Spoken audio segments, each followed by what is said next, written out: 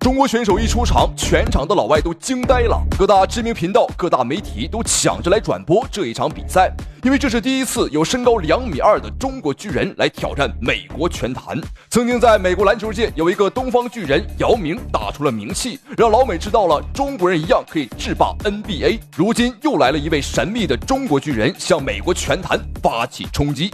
我们看视频当中这个身材魁梧的巨人，他就是董建军，身高2.23米，臂展2.19米，绰号泰山。听说董建军的到来，美国的各界名流大咖、世界级拳王都前来观赛，都想亲眼目睹一下这位神秘的东方巨人到底有怎样的本领。我们再看视频当中现在的老外，就是董建军本场比赛的对手艾利克斯，身高1.93米，臂展1.95米。这个艾利克斯可谓是信心满满，因为他相当的瞧不起我们中国人，还在公开的场合羞辱我们中国人是瘦弱的猴子。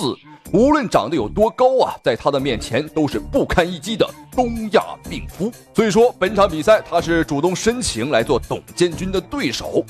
今天就让我们一起来看一看这位神秘的东方巨人董建军到底有怎样的本领。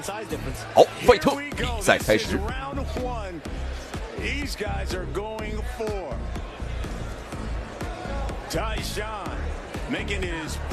我们可以看到很明显啊，在身形上的差距，这可不是一丁半点儿啊！董建军高了对方啊将近30公分。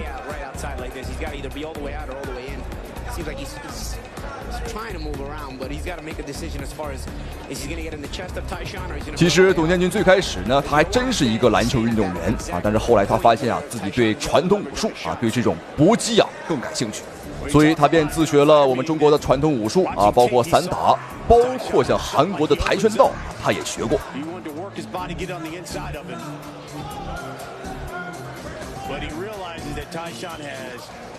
美国选手艾利克斯，他嘴巴非常的硬，但身体啊，我们看非常诚实。比赛刚一开始呢，他把这个距离啊把控得很远啊，打得很猥琐，很谨慎。这也是没办法的事情啊！一个身高2.2米的东方巨人啊，站在任何一个人的面前，我相信，都会被这种气场所吓倒。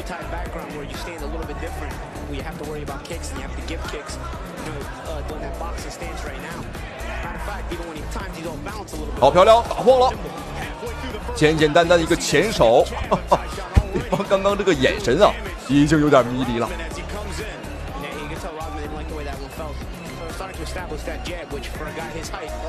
董建军他是居高临下，打得很舒服。好，倒了。但这一下应该是董建军啊把对方给压倒啊，并不是击倒，没有给到读秒。哎，干什么？观众朋友们，他把比赛要打成这个综合格斗吗？他想摔董建军，有点意思。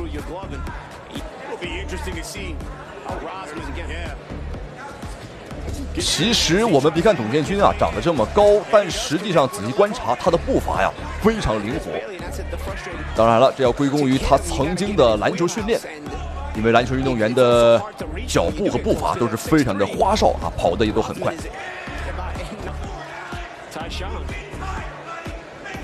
哦呦，前手倒了，很清晰，这绝对是一个读秒。好，现场裁判也完全没有包庇对方。哇，只是一个前手，观众朋友们，轻轻的那么一点啊，那么一动，对方就倒了。我甚至感觉刚刚董建军啊，可能发力还不到30%啊，还不到30%的力，可见董建军的力气有多么的恐怖。我真的无法想象，如果董建军一会儿啊全力打出一拳，会是怎样的感觉。你看，很轻的啊，轻轻的一拳。而且刚刚这一拳也很快啊，的确是不好防。好，观众朋友们，第二回合已经开始。我们来看一下艾利克斯，美国选手会不会改变战术？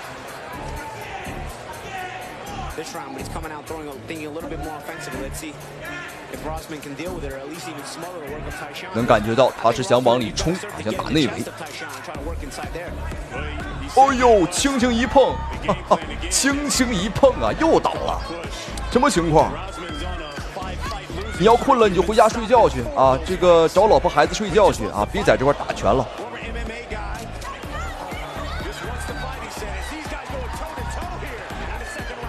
这个美国选手埃里克斯啊，我严重怀疑他学习过日本的空手道，这拳法来也空空，去也空空啊，打得很凶，就是打不着人。哎，什么情况？我们这个谈笑间啊，他又倒了。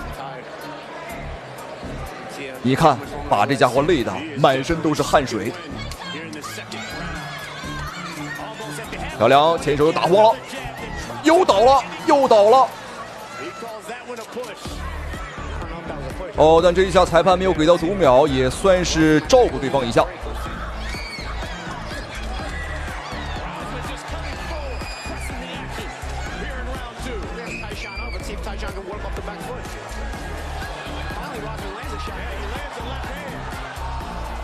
现在美国的埃里克斯啊，他已经是完全失控了啊！他知道自己呢可能在技术上打技术啊绝对打不过了，所以说便背水一战，玩了命的啊，大力摆拳，哎呦倒了！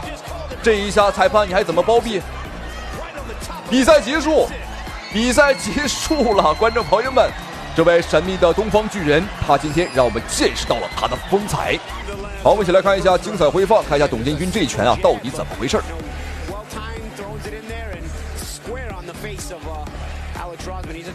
啊，就是前手啊！这场比赛董建军的后手拳啊，还几乎没打。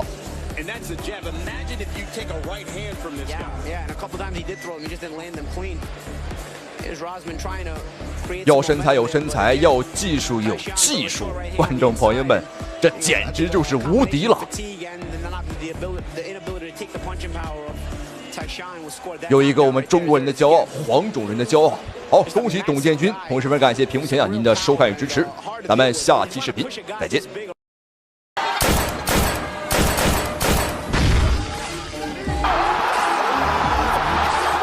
19岁咏春拳女传人在日本擂台惹下大祸，2秒6拳打碎日本女拳王头骨，当场打成脑瘫。好，各位观众朋友们，欢迎收看本场比赛这一场非常精彩的中日女子拳击大战的现场。好，那这场比赛可谓是非常精彩了啊！因为我们中方的出战选手呢，是一位来自于广东佛山年仅19岁的咏春拳女传人王小慧。好，我们仔细看比赛已经开始了，带着蓝色拳套的姑娘打得非常的凶啊，没有错，她就是我们的咏春拳女传人啊，才19岁的小慧。那么这一次他是来到了日本的横滨，也就是说我们本场比赛是客场作战，来到了日本。好，我们仔细看穿着红色拳套的家伙啊，就是日本的女拳王中村美优。好，在赛前接受采访时，这个中村美优的确是非常的猖獗，他表示说自己呢是亚洲女拳王啊，他说我们中国人只是窝里横的胆小鬼，绝对不敢来日本挑战他。谁敢来就打死谁！哇哦，观众朋友们，他的确是非常的嚣张。我们看我们的小慧连续重击，这个拳法明显是有效果了，对方有点站不太稳。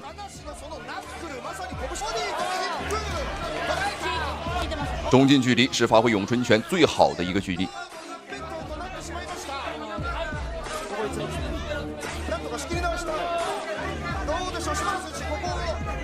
我们看比赛开始，小慧呢可以说是全程在追着对方去打，这个气势上来说呢，已经是压倒对方了。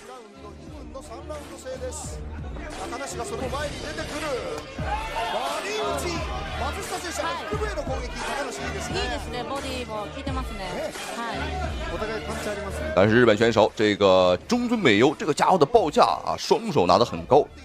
我们看小慧呢也是尝试去打破对方的这个防守。的确有难度，但是没关系，他防上面，我们打下面啊，上下齐手。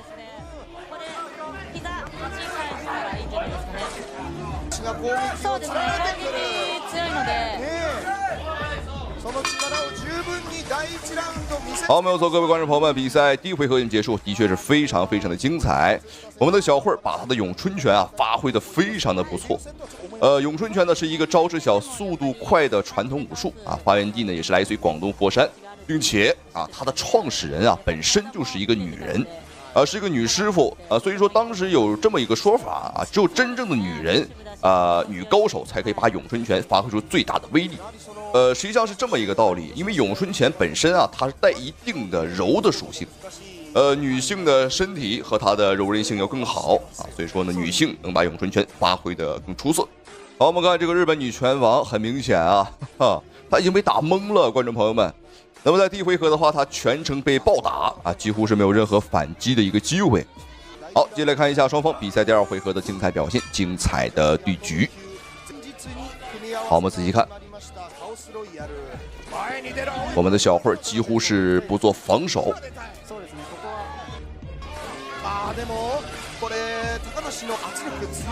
但是要小心，对方的话也是有一定的冲击能力。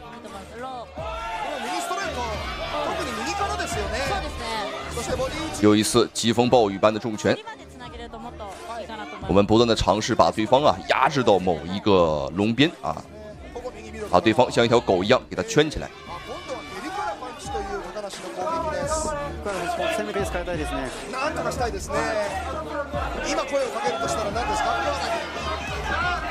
这场比赛举办地点在日本，台下的观众也都是日本人，包括现场裁判也是日本人啊，只有王小慧啊我们是中国人。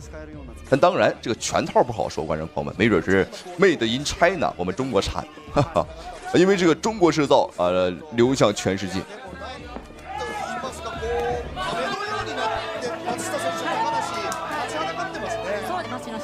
距離縮めていっているので、自分の間合いで戦えてるんじゃないかなと思います。自分のペースで。小慧才19岁啊，也就是18周岁。据说他3岁时就开始练习咏春拳，很早了。好，最后半分钟的时间。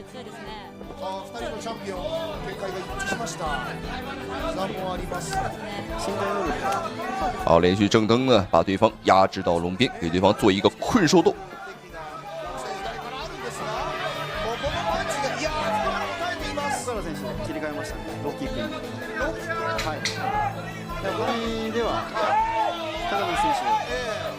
だいぶ分がいいので、そうですね、ローキックなり。好，没有错，各位观众朋友们，比赛第2回合已经结束，2回合的大战非常的精彩。我们的小慧把这个日本女拳王打的是一点招架之力都没有。总而言之，这场比赛看的的确是非常的解气，我相信屏幕前的您呢看的也是非常的过瘾。没有错，打日本选手，你别管是男是女啊，反正打了，我们看着就是过瘾，就是精彩。好，接着看一下双方比赛第3回合的精彩表现，精彩的对局。我们看这一回合，对方呢是有了搂抱的这么一个行为啊，也是来限制我们。这是今天的最后一回合的比赛了。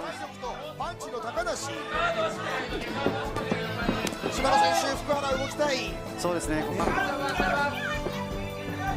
完全にもポイントは取られているので、繰り返すつもりで前に出てほしいですね。前に出たその後何がありますかね。そうですね。今パンチの打ち合いではやっぱり高梨選手に分があると思うので、先ほどローキックに切り替えたりもしたんですけど、何か一つ自分が出しやすい一つポイント。哦呦，小心，对方这一脚踢得很重啊！小慧，哦呦，又是一脚。我们小慧不仅是拳法厉害，那么今天能看得到她的抗击打能力啊，也是非常的可以。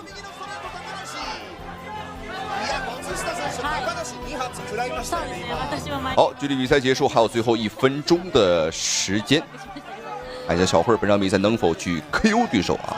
最好是能够 KO 他。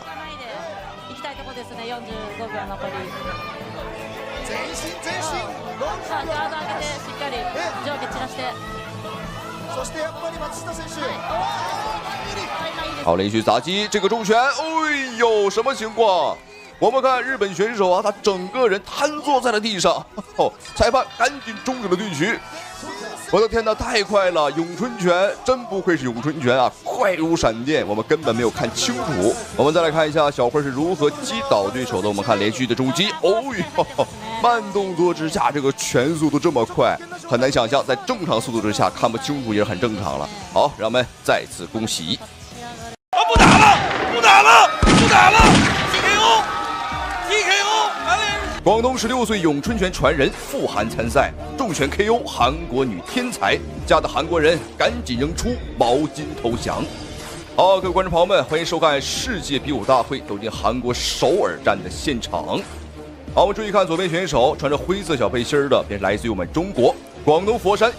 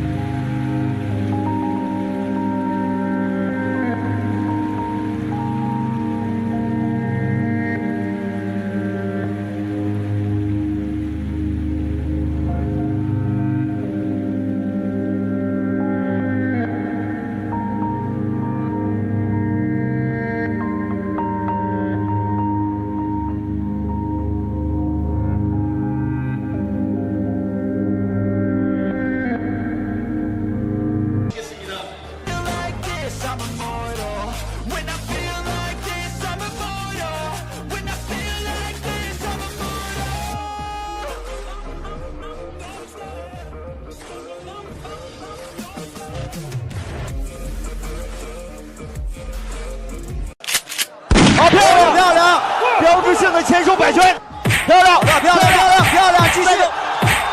哇，前手，我维生就注意看，开局还不到20秒，吴雪松就被老外一拳打翻。此时台下的老外都开始庆祝胜利，然而就在他们以为自己胜券在握时，吴雪松不仅站了起来，而且还加倍偿还，打得老外抱头鼠窜，怀疑人生。这跌宕起伏的剧情，连武僧一龙都看到傻眼。好，我们注意看视频当中正在出场的选手，便是来自于中国的搏击鬼才。年仅23岁就已经名声大噪，不仅有着自己独特的打法风格，而且生涯总战绩19战全胜，从未有过失手。他便是搏击鬼才吴雪松。吴雪松不仅是一个搏击鬼才，同时他也是一个拼命三郎，既有天分又努力。观众朋友们，他不成功谁成功啊？而今天吴雪松的对手也是一个世界级的王者，他就是曾经的 WBC 世界拳王金腰带的拥有者何塞·鲁拉斯。此人身经百战，而且这一次呢是来势汹汹。而且赛前何塞·鲁拉斯也公开表示，天才只是践踏的门槛儿。这场比赛如果一个回合之内打不赢吴雪松，都算他输。好，口气的确不小，但是到底是骡子是马，我们牵出来溜一溜就知道谁真谁假。何塞是一个多栖选手啊，泰拳、MMA都参加啊。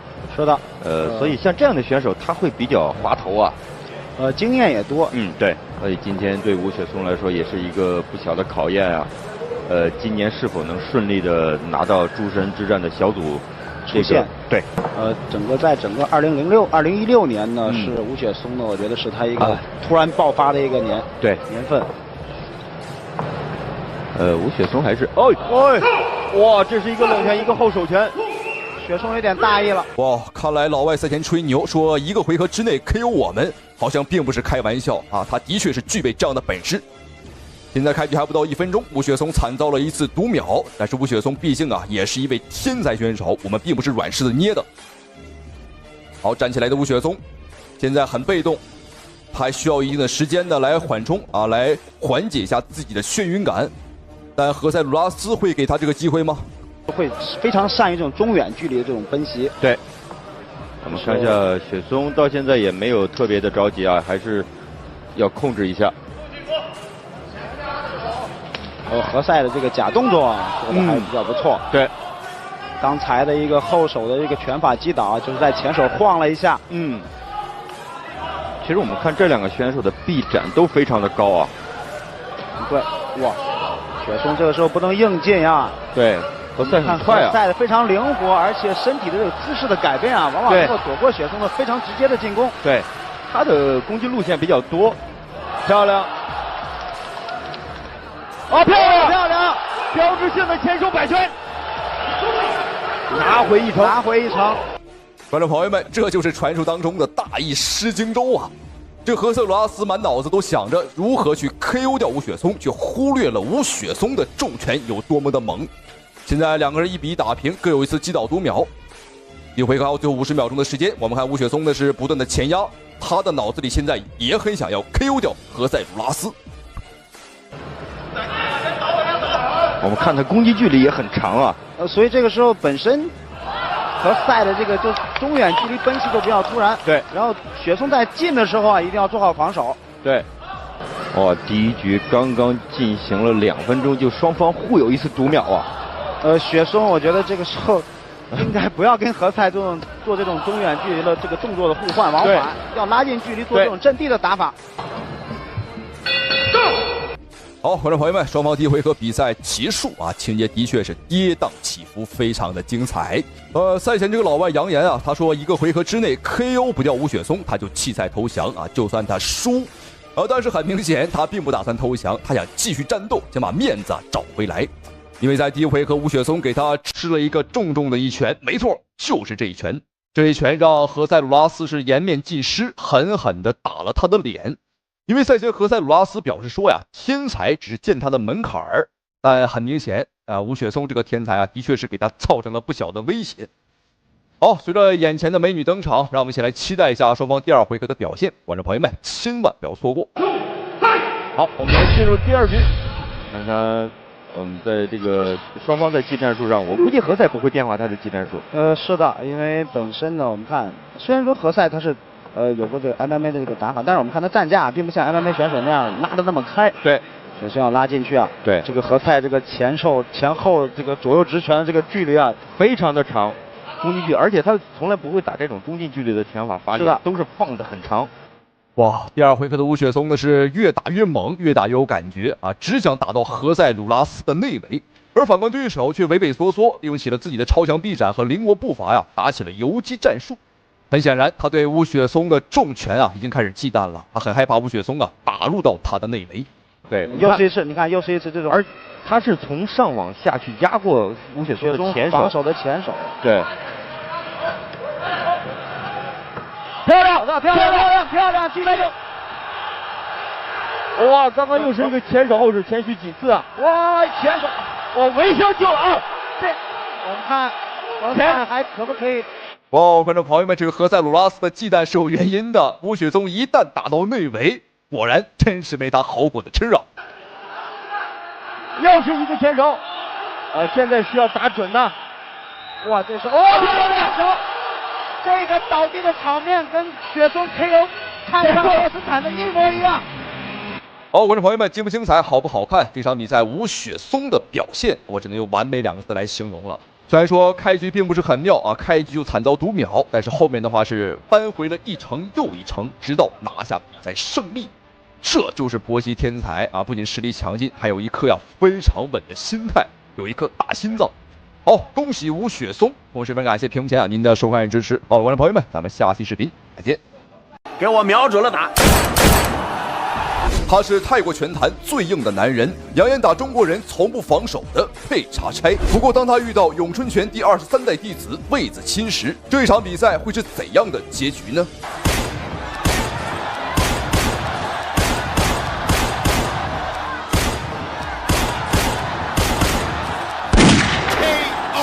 我太难了。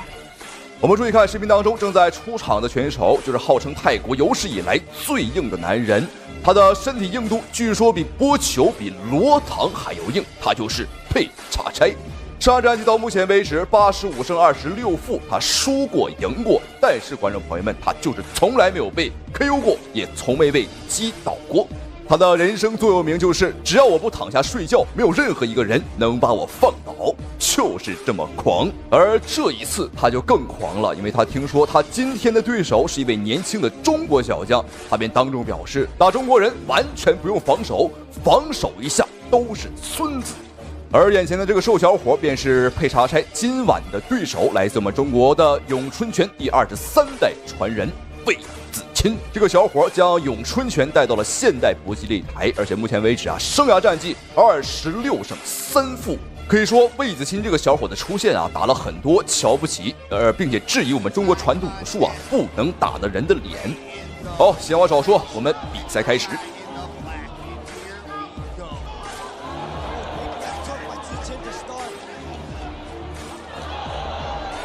泰国的佩查差刚开局就吃到2拳，但看起来的确是硬度相当不错。这个佩查差呢，他日常的训练也相当变态。别人训练都是打沙包、打沙袋或者打木桩子，而他的训练就是被别人打。没错，站着不动一动不动，让不同的人来打他。为的就是提升自己的抗击打能力，甚至还会用这个粗盐来搓洗自己的身体和皮肤。以提升自己的皮肤硬度。我甚至一度怀疑这个家伙是不是有什么这个受虐倾向。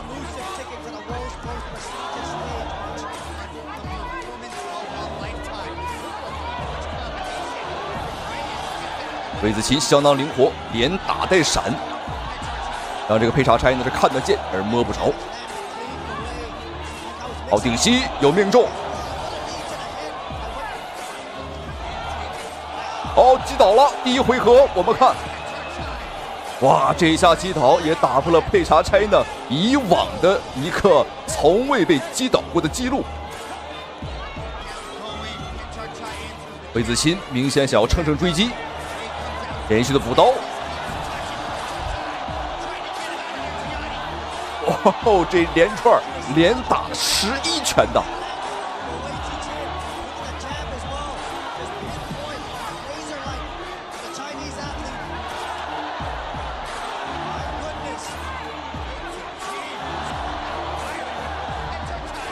但泰国最硬的男人果然不是浪得虚名，对方这个恢复能力和抗击打能力的确是够变态。在这么一连串的猛攻之下呢，还能站得住。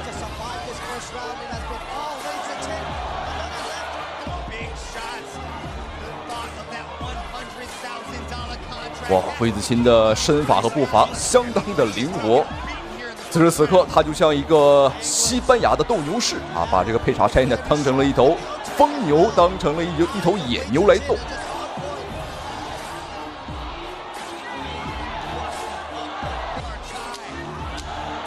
好漂亮，又是一个上勾哦，顶膝。佩查柴有点上头了。我们可以很清楚的看到啊，他真的是完全不做防守。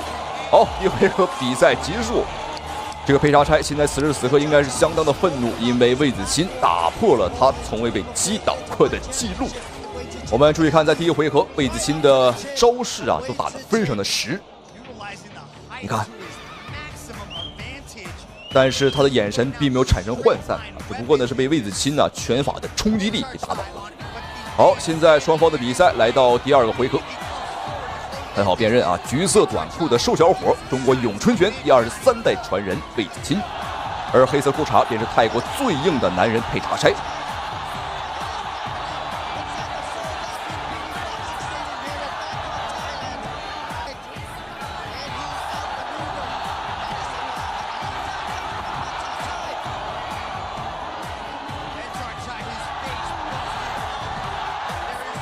第2回合的佩查柴明显是着急了。所以魏子钦是穷追猛打，穷追不舍。哎呦，但注意看他的右眼，哇，已经开口了。这个口子会随着比赛的深入呢越开越大。这也是佩查柴职业生涯有史以来第一次被打出血。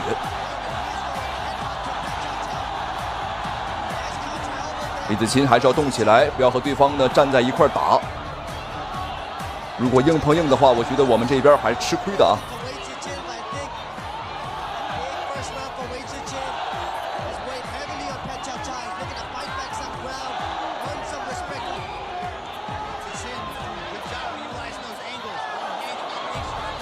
第2回合时间已经过半，在这一回合，佩查柴呢就像一头发疯的野牛啊，已经是完全不做防守了。因为他之前也说了，他说防守一下就是孙子。要小心，不要被对方爆杆拳打得太多啊！爆杆拳如果说被打太多的话，容易被打定住。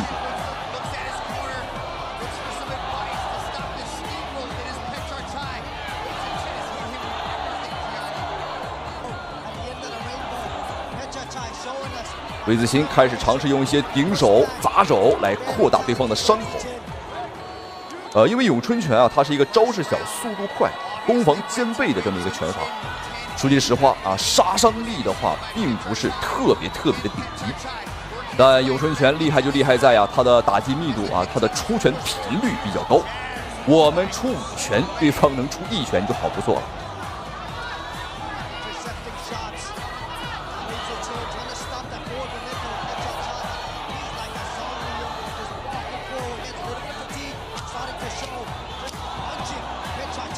我估计现在让佩查柴的亲生母亲来看到他儿子的模样啊，估计也认不出来了。2只眼睛被打得眯成了一条缝。好，第2回合比赛结束。哇，这个家伙可真是言出必行啊！说不防守，还真就不防守。哎，注意看魏子钦，哎呦，皱着眉头，应该是在抱怨着什么？他应该是在说呀，这个家伙怎么这么抗打啊？就像是一个人形的木桩子啊，根本打不坏。在比赛的前2个回合，毋庸置疑，魏子钦已经是顺利拿下。但是接下来还有最后1个回合，比赛还没结束，还没有到最后一刻为止，我们还是不能掉以轻心的。好，费特，最后1个回合，比赛继续。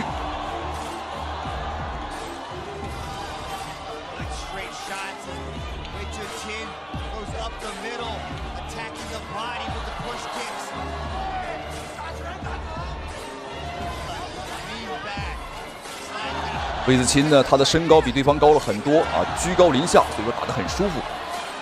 我们能够得到对手，而对方啊很难够得到我们。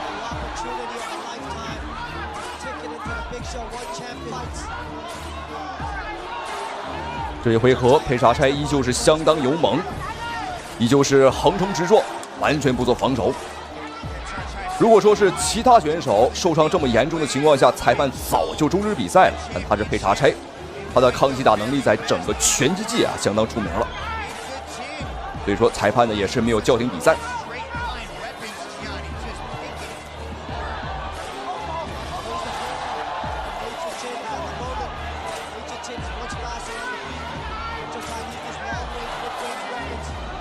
第3回合最后的1分半。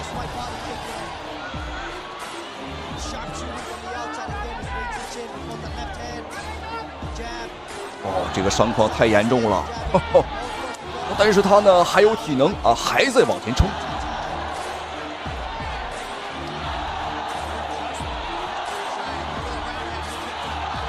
所以此时此刻，这个泰国选手佩查柴他唯一能赢的途径，那就是 KO 掉魏子钦，因为在分数上双方差的实在是太悬殊了。有可能魏子钦的有效打击数是对方的3倍都不止。即便看不懂拳击、不懂规则的，我相信也能看得出来。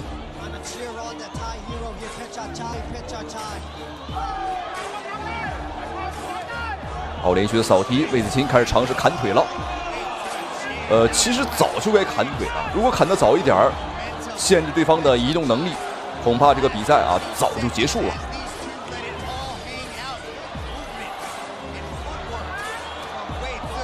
我强烈建议让这个佩查柴啊和我们中国的著名少林武僧一龙大师打上一场，两个人对着打啊，谁也别防守，看一下谁更抗揍。